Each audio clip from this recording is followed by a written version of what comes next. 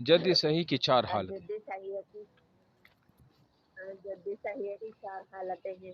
اگر میت نے دادا کے ساتھ باپ چھوڑا ہو تو دادا محروم ہو جائے گا، اس لیے کہ باپ کا رشتہ میت سے زیادہ. ہاں، یہ جد صحیح کی جو ہے نا، بے جد صحیح کی تعریف تو میں نے آپ کو بتائی تھی کہ اس کا میت سے رشتہ جوڑنے میں کس کا واسطہ نہ آئے؟ ہاں جی، مونس کا واسطہ نہ آئے. ہاں، یہ مطلب دادا ہو گیا نا. تو دیکھو جد کے کتنے ہیں، جد صحیح کی چار حالتیں ہوتی ہے نا.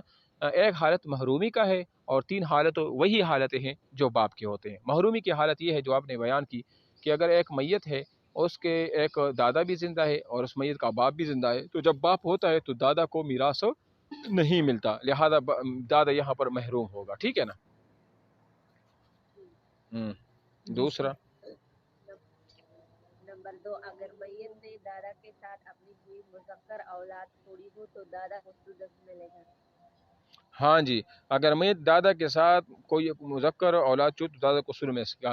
اب یعنی مطلب پوتا مر گیا ہے، اس کا باپ تو تھا نہیں، دادا زندہ ہے اور اسی کے ساتھ اس میت کا ایک بیٹا زندہ ہے، تو بیٹے کو 5/6 مل جائے گا اور 1/6 جو ہے نا وہ دادا کو مل جائے گا. ٹھیک ہے. نمبر 3، سر یہ جو ہم کہتے ہیں نا کہ مسئلہ کہاں سے شروع ہوتا ہے سر، یہ سر کیسے پہچانا جاتا ہے جب مطلب اس میں اب ہے نا کہ دادا کے ساتھ اپنی کوئی مذکر اولاد چھوڑی ہو تو دادا کو سدس ملے گا، اور بیٹے کو ہے نا وہ مطلب اگر صرف بیٹا ہو تو پھر ان کو تو سارا مال ملے گا، انہیں غصبہ ہوگا. سر تو یہاں پہ مسئلہ جو ہے نا یہ ہم مطلب کیسے پہچانیں گے کہ دیکھو کہاں سے شروع یہ ہوا، تو سدس سے یا وہ جو زیادہ مال ہونا، جس کا زیادہ حصہ ہوگا؟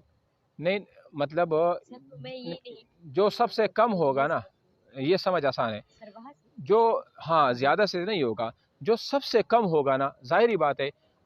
میں آپ کو ایک مثال دیتا ہوں. 10 کا سب سے کم کون سا ہے جو 10 میں سب سے کم ہے؟ 1/10. 1/10 ہے، ایک حصہ جو ایک حصہ. تو مطلب پہلی چیز اگر میں کہہ دوں نا کہ آپ کو 10واں حصہ، مثال کہ میرے ہاتھ میں ایک سیب ہے اور آپ 6 بندے ہیں، اور میں آپ کو دے دوں کہ یہ سیب آپ 6 بندوں نے آپس میں تقسیم کرنا ہے، تو آپ اس کو کتنے حصے کریں گے؟ سر 6 حصے کریں گے. مطلب ہے کہ 6واں حصہ سب سے کم حصہ ہوگا. کیا ہوگا؟ کم حصہ ہوگا. لیکن اگر میں یہ کہہ دوں کہ اس آپ جو مثال 2 بندے ہیں، 3 ہے، سمجھو 3 ہی ہے، اور میں آپ کو کہہ دوں کہ میں آپ کو یہ سیب دیتا ہوں، لیکن آپ نے سیب میں سے چھٹا حصہ لینا ہے، اور ان دونوں کو جو ہے نا وہ کیا دیں گے؟ ان دونوں کو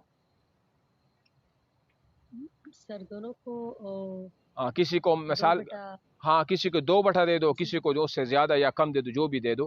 لیکن آپ ایک جو ہے نا، میں نے کہا کہ آپ نے چھٹا لینا ہے، مطلب تو آپ اس کو 6 حصے کرو گے. 6 حصے کرو گے تو 6 وہاں آپ لوگے، اور باقی جو 6 میں سے جو 2 جو وہ بچ جائیں گے نا، مطلب 2.5 یا جتنا بھی ہوگا وہ آپس میں وہ تقسیم کر لیں گے. سمجھ آ گیا نا؟ سر تو جی سر، مطلب مسئلہ جب ہم سٹارٹ کریں گے تو جس کا کم حصہ ملے گا اس کے لیے اس سے وہاں سے سٹارٹ ہوگا. بالکل اسی طرح ہے. چلو. نمبر 3، اگر میت نے دادا کے ساتھ صرف مؤنث اولاد چھوڑی ہو تو دادا. ہاں جی، اگر میت نے دادا کے ساتھ صرف مؤنث اولاد چھوڑی ہو، مطلب کیا؟ پوتی، بیٹی ہے نا. ہاں، تو اس کو میں نے آپ کو بولا تھا نا کہ اگر بیٹی اکیلی ہو، بہن اکیلی ہو وغیرہ وغیرہ، تو اس کو کتنا ملے گا؟ نصف ملے گا. اور دادا کو یہاں چھٹا ملے گا.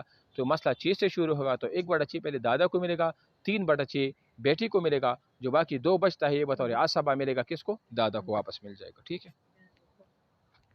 نمبر 4، اگر دادا کسی مذکر مؤنث اولاد یا مذکر اولاد کی اولاد نہیں چھوڑی ہے، دادا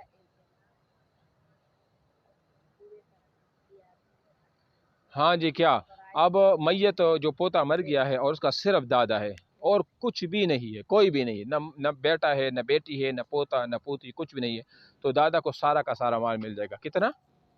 سارا کا سارا مال کس کو مل جائے گا؟ دادا کو مل جائے گا. تو یہ ہو گئی کتنی حالتیں؟ 4 حالتیں.